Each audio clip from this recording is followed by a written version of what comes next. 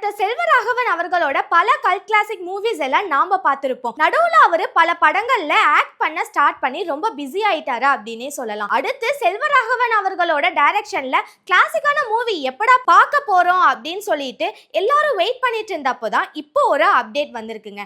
நாளைக்கு 6:30 மணிக்கு அவரோட டைரக்ஷன்ல வர அடுத்த படத்தோட அபிஷியல் அனௌன்ஸ்மெண்ட் வரப்போகுது.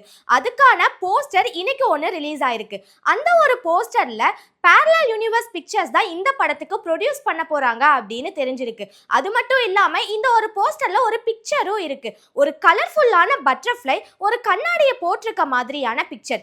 இதை நான் டீகோட் பண்ணும்போது எனக்கு தெரிஞ்ச விஷயம் என்ன அப்படின்னா, அதுக்கு வந்துட்டு தனித்துவமான கண்ணோட்டம் அப்படின்றது தான் மீனிங்க. அதாவது ஒரு மனுஷன் அவனோட வாழ்க்கையில எதிர்கொள்ற பல கசப்பான தருணங்களை அந்த கண்ணாடி வழியா பார்க்கும்போது ஓவராலா பாசிட்டிவா மாறி அவனுக்கு கிடைக்குது. இதுதான் இந்த பிக்சரோட மீனிங். ஸோ இன்னொரு பக்கம் இந்த படத்தோட டைட்டில் வந்துட்டு ஒருவேளை மாய கண்ணாடியா இருக்குமோ அப்படின்னு என்னோட பெர்ஸ்பெக்ஷன் சொல்லுது. ஸோ இதை பத்தி நீங்க என்ன நினைக்கிறீங்க அப்படின்றத கமெண்ட்ல சொல்லுங்க.